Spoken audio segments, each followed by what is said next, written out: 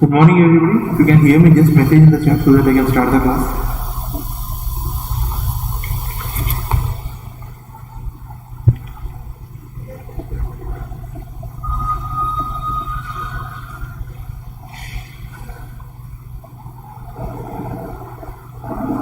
If I am audible, just message so that I can start the class.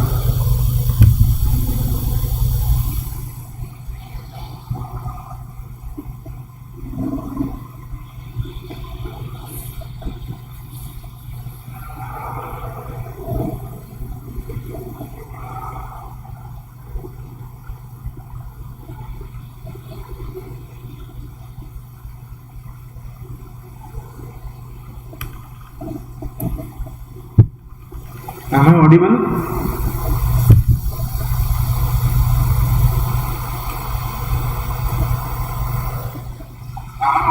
Yeah. Okay, I'm able to hear myself on the live stream, so I think it is audible, so I'll start the class. So, if you remember 2 weeks back, we had started a discussion on vasculitis syndrome. In that we discussed about the definition, and after that we discussed the classification.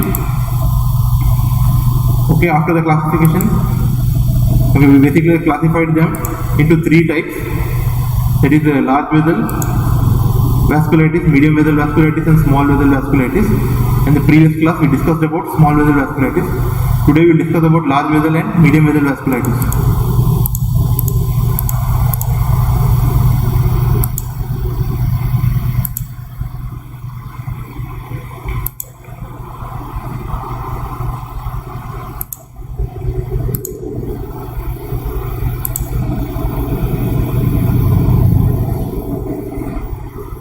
Okay, first we'll start with large vessel vasculitis.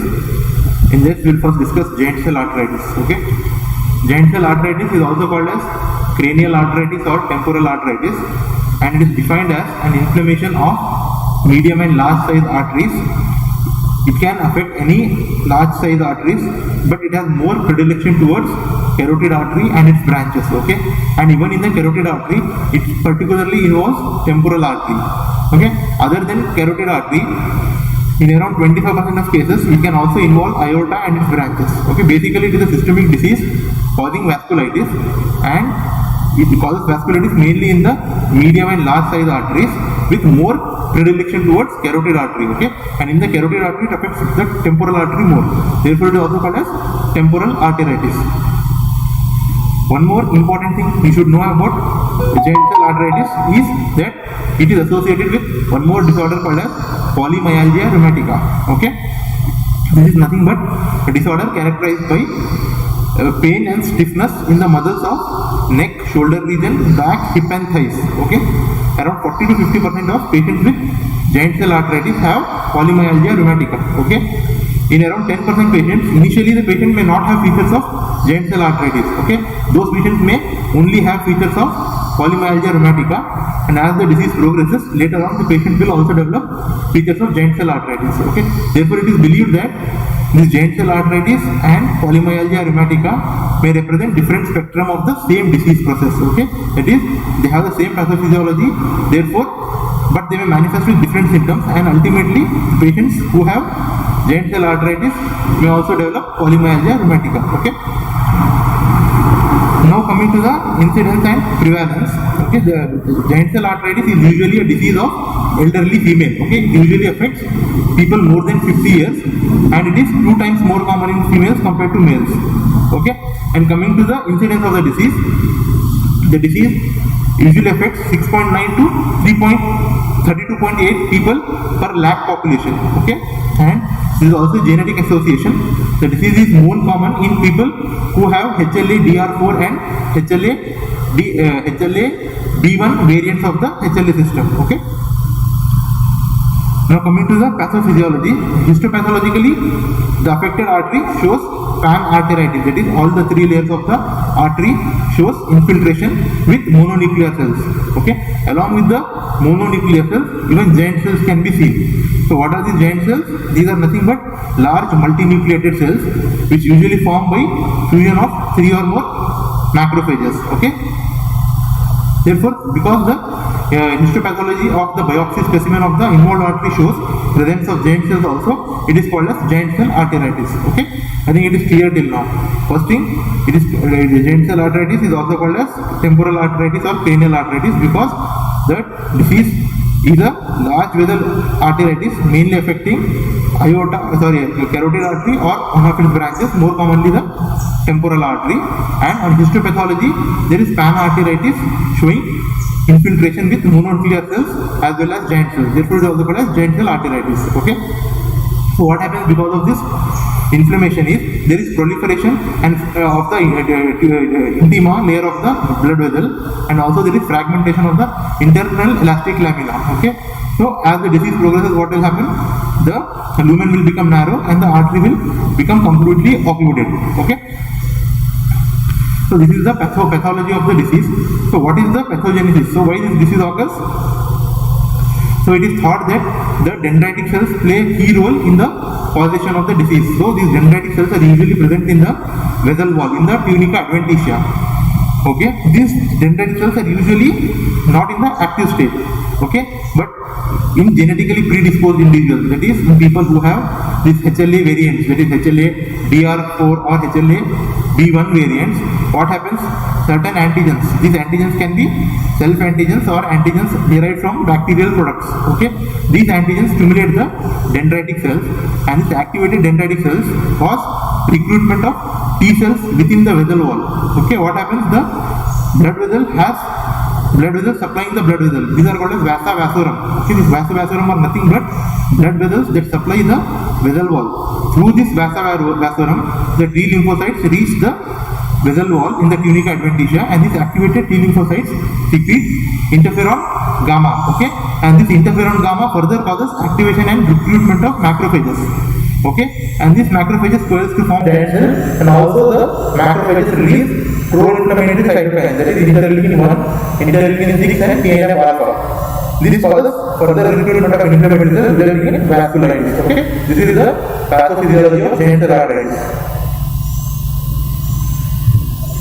So coming to the symptoms of this disease, the symptoms, initially the patient will have the systemic symptoms or constitutional symptoms pertaining to inflammation. That is, the patient will have fever, patient can have weight loss, anorexia, malaise, myalgia, all these symptoms.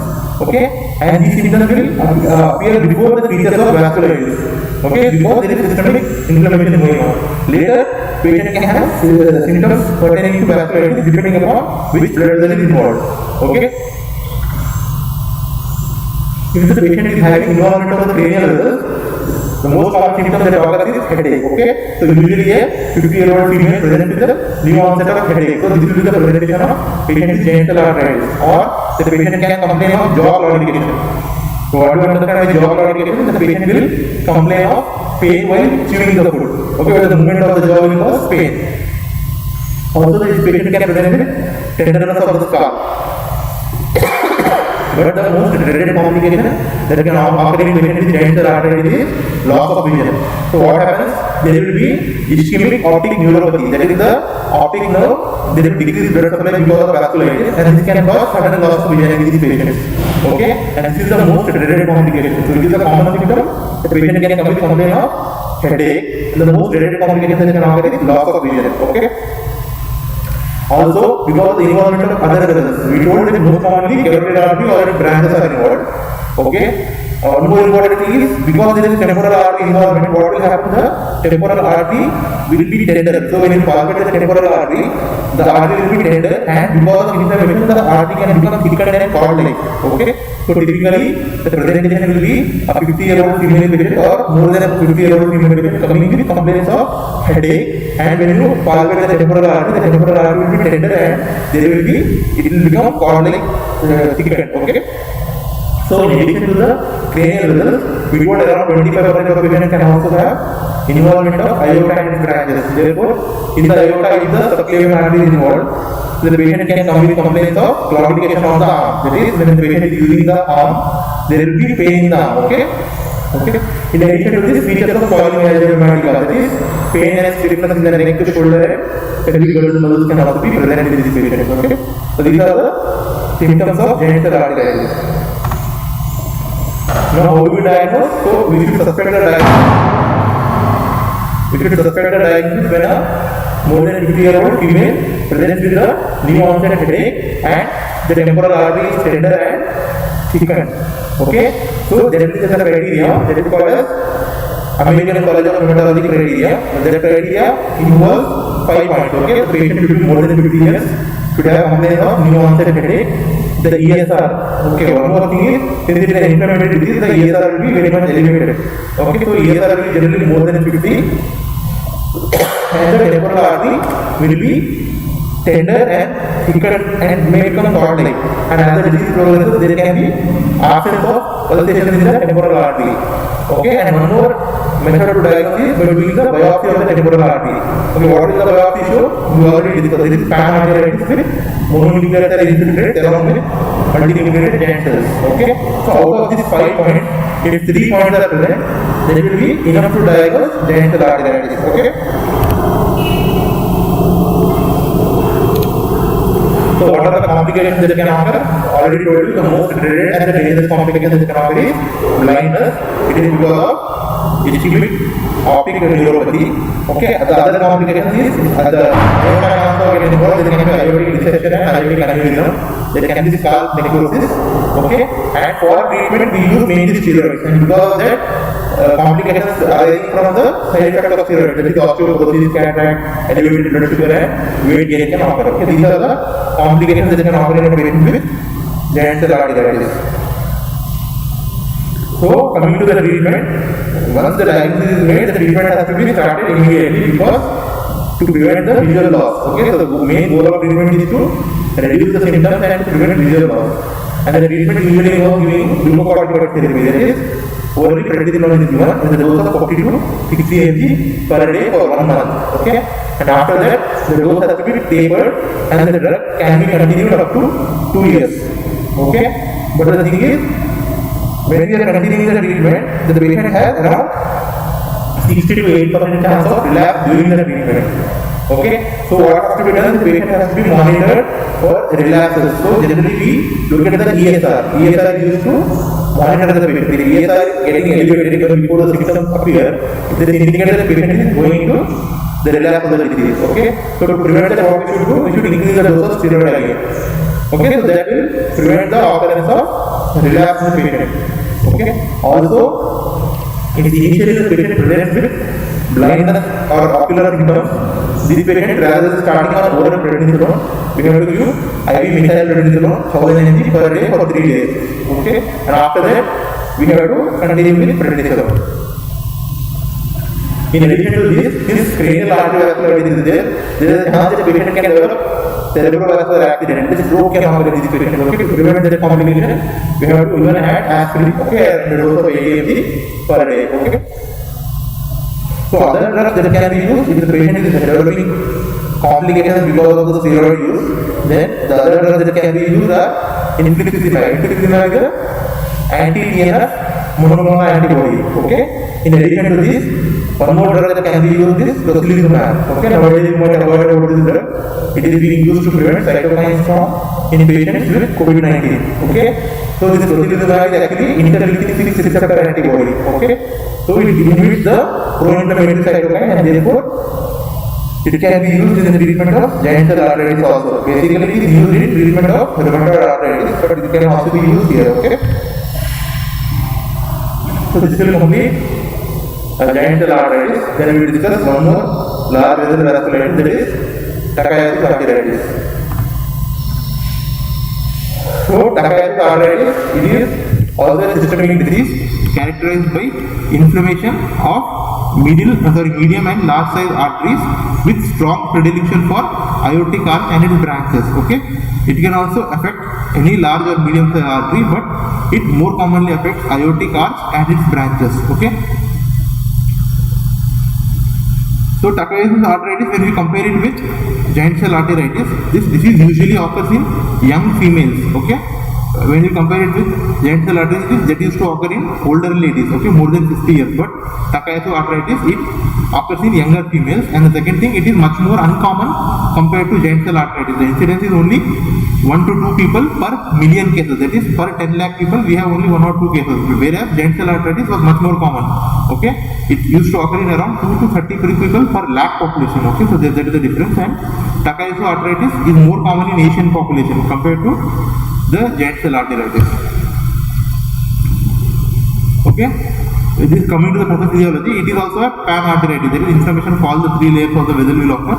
Along with that, there is mononuclear infiltrates, and here you see only occasional giant cells, whereas the frequency of giant cells is much more common in giant cell arteritis. Okay, also what happens is the pathogenesis by which this disease occurs is because of circulating immune complexes. What happens following infection or because of formation of antibodies to certain self-antigens, these antigen-antibody complexes may not be cleared from the circulation, and these antigen-antibody complexes may get deposited in the blood vessel. And what will happen? These antigen-antibody complexes activate the complement system, and this complement system causes recruitment of the inflammatory cells, resulting in vasculitis. Okay. So what happens because of vasculitis? Ultimately, there will be narrowing of the blood vessels and occlusion of the blood vessels. So coming to the clinical manifestations, initially, since this is also an inflammatory disorder, the patient may have generalized symptoms. That is, there can be malaise, fever, weight loss, okay, night sweats, arthralgias, and later on, features pertaining to vasculitis, depending upon which blood vessel is involved, will occur. Okay, most of the time, the subclavian artery is the most commonly involved blood vessel in Takayasu's arteritis. Okay, therefore the patient is usually present with either absent peripheral pulses in the upper limb, okay, or there will be discrepancy in the blood pressure recording. Okay, the BP may be normal in one hand and may be reduced in the other hand. Also, the patient can have arterial bruit. That is, normally when you auscultate the artery, you may not hear any sound, but whereas there can be disturbance in the flow of blood in a patient with Takayasu's arteritis. This is because of the narrowing in the subclavian artery. So usually when do we suspect Takayasu's arteritis? When a young female presents to the clinic with discrepancies in the blood pressure recording, or when there is absence of peripheral pulses, or when there is arterial bruit. Okay, in addition to subclavian artery, other arteries can also be involved. Okay, the patient can come with involvement of the carotid artery, so the presentation can be similar to that of giant cell arteritis. Okay, the patient can also come with involvement of the renal arteries. Okay, the renal artery stenosis can occur. Because of this, the patient will, what will happen? The renal blood flow will decrease. Because the renal blood flow is decreased, what will happen? The patient will produce excessive renin. This causes activation of renin-angiotensin-aldosterone system. There will be retention of salt and water, and therefore the patient can present with hypertension. So young patient can come with hypertension. Okay. Also, because of renal artery involvement, the patient can develop renal failure. Okay. In addition to this, the patient can also have involvement of the cardiac and the pulmonary arteries. The involvement of cardiac and pulmonary artery is rare, but is one of the characteristic features. Whereas cardiac and pulmonary artery involvement may not be seen in giant cell arteritis. Because cardiac artery involvement is there, these patients can present with myocardial infarction also. Okay. So this is the presentation depending upon which artery is involved. Sometimes even the abdominal aorta can be involved. If abdominal aorta is involved, generally the patient may not have any symptoms, but the patient can also present with pain, abdomen, nausea, vomiting. Okay. Also sometimes the celiac trunk and the superior mesenteric artery can be involved. Again, the presentation will be pain, abdomen. Okay. Coming to lab investigation, these patients will also have elevated ESR and they'll have anemia of chronic disease because of inflammation going on. The patient can have anemia. Also, the immunoglobulin levels can be elevated. So, when do you suspect the diagnosis of Takayasu's arteritis? As I already told you, when a young female presents with absent peripheral pulses or arterial bruising or discrepancy in the BP recording in both the upper limbs or hypertension, we should suspect the diagnosis of Takayasu's arteritis. For diagnosis, there is a American College of Rheumatology criteria. So, this criteria, there are 6 points. One is onset before the age of 40 years, limb claudication, that is pain in the upper limb while using the upper limb, decreased brachial artery pulsation, okay, unequal BP, this difference should be more than 10 millimeters of Hg, and subclavian or aortic bruise is present, or if the angiography shows occlusion of the aorta. Okay, so how do you confirm the diagnosis? To confirm the diagnosis, we have to do the aortic angiography, that is, the dye is injected into the artery and imaging is done. So what will happen? There will be stenosis or aneurysms within the arteries if the patient is having Takayasu's arteritis. Okay, depending upon whichever artery is involved, if subclavian artery is involved or renal artery is involved or abdominal aorta is involved, there will be narrowing. Okay, there will be stenosis or there will be formation of aneurysm. What will happen because of vasculitis? The vessel wall will become thin and this can result in aneurysms in the arteries. Okay, so this is how we confirm by doing aortic angiography. To diagnose, out of the 6 points, the patient should have at least 3 criteria to confirm the diagnosis of Takayasu's arteritis. So this is an arteriogram of the aorta showing stenosis in the abdominal aorta. Okay. So coming to the treatment is almost similar to that of giant cell arteritis. We have to start on glucocorticoid therapy. Okay, this is a symptomatic treatment and it will not resolve stenosis or aneurysm. Okay, basically to relieve the symptoms, we can start the patient on prednisone 40 to 60 mg per day.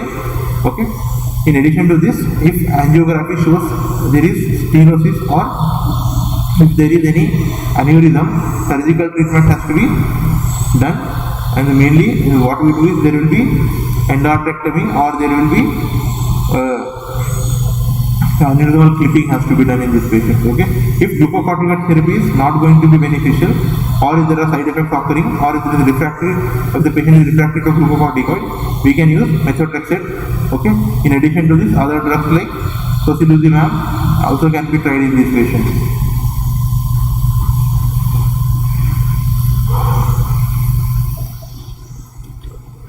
So this is the comparison between giant cell arteritis and Takayasu's arteritis.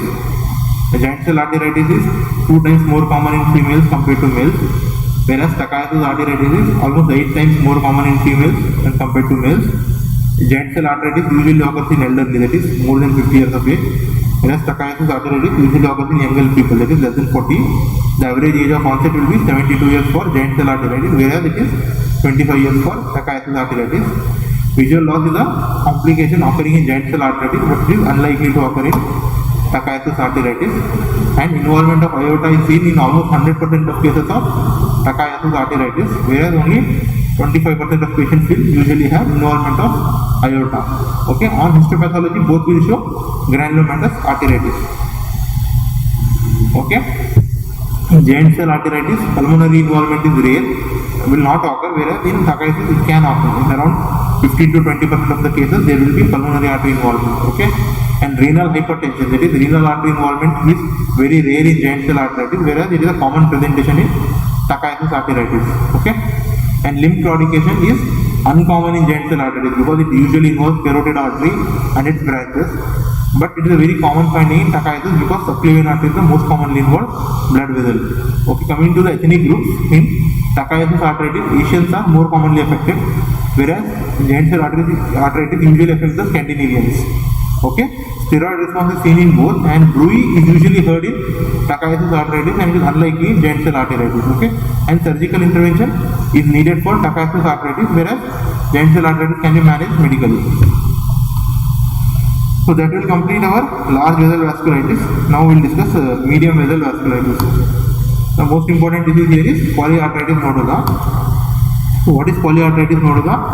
It is a multisystem disease characterized by necrotizing vasculitis of small to medium sized arteries, particularly of the renal and the visceral system. Okay, so mainly it is a necrotizing vasculitis affecting the medium sized arteries of the kidney as well as the other organs, visceral organs. Okay, so there are certain specific points you should know about polyarteritis nodosa. First thing is granuloma formation and pulmonary artery involvement is not seen in polyarteritis nodosa. So if you see a patient who has features of vasculitis but with pulmonary artery involvement and granuloma formation, the diagnosis of polyarteritis nodosa becomes unlikely. You should suspect vaginal granulomatosis in these patients. Similarly, eosinophilia as well as allergic diastasis is not seen in polyarteritis nodosa. So when a patient has vasculitis and features of eosinophilia and allergic diastasis, you should suspect Church-Strauss disease. Okay. Similarly, the polyarteritis nodosa patients will not have involvement of the venules. Okay, it may involve veins, but small veins, that is, venules will not be involved. So whenever a patient has features of small or medium vessel vasculitis with involvement of venules, you should suspect microscopic polyangiitis. Okay. Therefore, involvement of venules is not seen in polyarteritis nodosa. Pulmonary artery involvement is not seen in polyarteritis nodosa. Granuloma formation, eosinophilia and allergic diastasis are not seen in polyarteritis nodosa. Presence of these, we should consider other vasculitis. Okay. Also, one more important point is the kidney is the most commonly involved organ, and here kidney biopsy will show arteritis, but there will be no features of glomerulonephritis. Okay, and polyarteritis nodosa usually occurs in association with certain infections like hepatitis B, hepatitis C. Also, it can occur along with hairy cell leukemia. Okay, these are the important features that you should know about polyarteritis nodosa.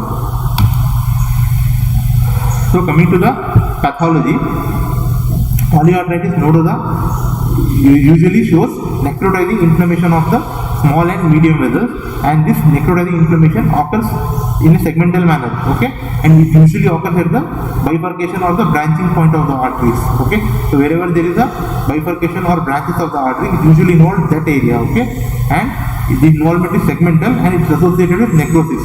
Okay, initially there will be inflammation, and later on there will be fibrinoid necrosis of the blood vessels, and as the lesion heals, this necrosis results in a narrowing and occlusion of the lumen. And one more important point is it may involve the veins, but venules will not be involved.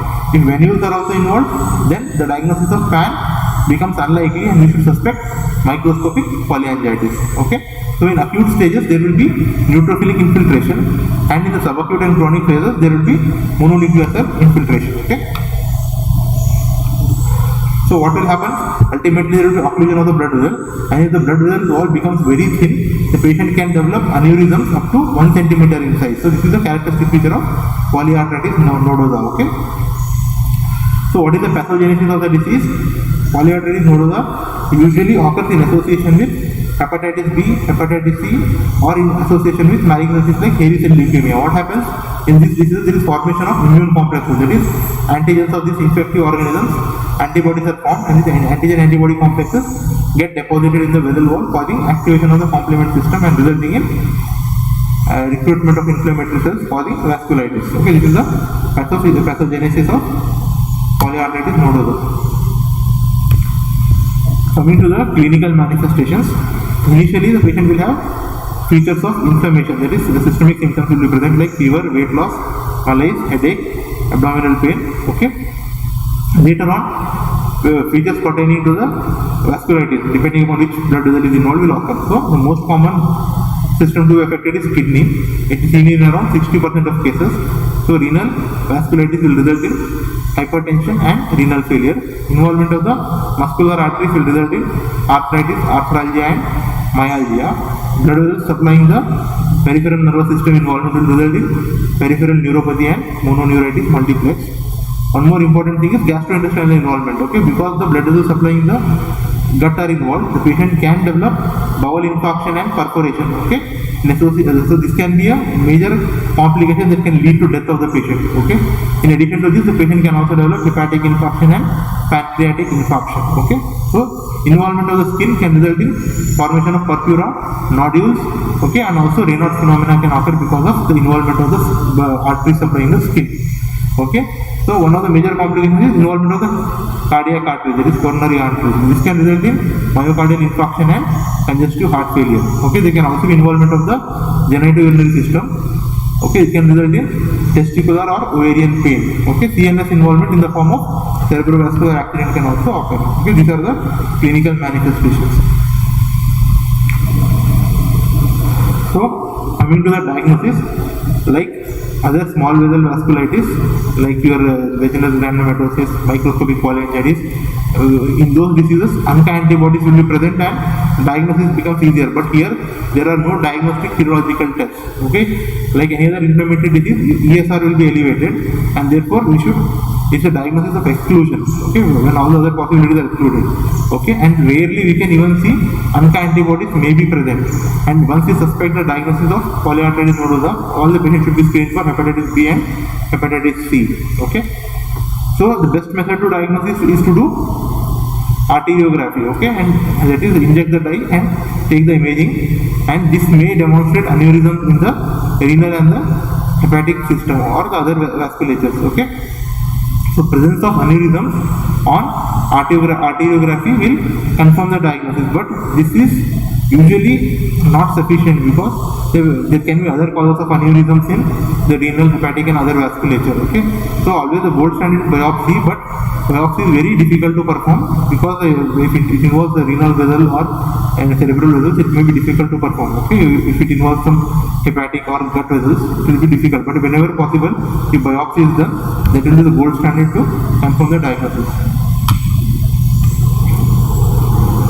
So coming to the treatment, the prognosis of untreated polyarteritis nodosa is generally poor. The survival rate is only 10 to 20%. Okay, and the death usually results because of complications like bowel perforation or cardiovascular complications. Okay, so the treatment of polyarteritis nodosa is similar to the treatment of vaginous granulomatosis. That is, we use prednisolone and cyclophosphamide in the treatment. Okay, and in less severe cases, only glucocorticoids can be used. Okay, once the patient is diagnosed as PAN, we also evaluate the patient for the presence of hepatitis B and C, and if these infections are present, antiviral therapy for the particular disease should also be given. Okay, so that will complete polyarteritis nodosa.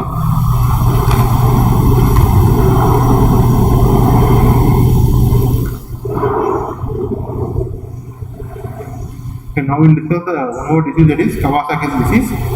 Actually, this is a disease that occurs usually in children, usually before the age of 5 years, and peak incidence is around 2 years. Okay, it is present as an acute febrile illness. Usually, the vasculitis is self-limiting, except in cases where coronary artery involvement will occur. Okay, the coronary artery involvement can occur in around 25% of cases, and in these cases, it can be fatal in around 2.8% of the cases. Otherwise, the disease generally has very mild course. Okay, so how will the patient present? The patient will present with fever, non-suppurative cervical adenitis, and skin and mucous membrane changes such as edema, congested conjunctiva, erythema of the oral cavity, okay, then of the lips and the palms, and there will be discommission of the skin of the fingers. Around 25% of cases can have involvement of the coronary artery, resulting in coronary artery aneurysm. Okay, out of this, around 2.8% cases can have fatality. Usually, these complications will occur in 3rd and 4th week of the illness. Okay, along with this, the patient can also have other cardiac manifestations like pericarditis, myocarditis, and myocardial infarction. So usually, patients who do not have coronary artery involvement, the prognosis is usually excellent. Okay. Also, the treatment is mainly directed to prevent the development of coronary symptoms or to reduce the occurrence of coronary artery abnormality. So, what is the treatment? We give IVIG, okay, in the dose of 2 gram per kg as a single infusion. Along with this, we give aspirin, okay, 100 mg per kg for 14 days, and after that, the dose is reduced to 3.5 mg per kg, and it's continued for several weeks. Okay, and if there is coronary artery involvement, the patient may require surgical intervention also. Okay, so this is about Kawasaki's disease. So this will complete our discussion on vasculitis syndromes. Okay, and next week we'll see if we can discuss some other topics. Okay.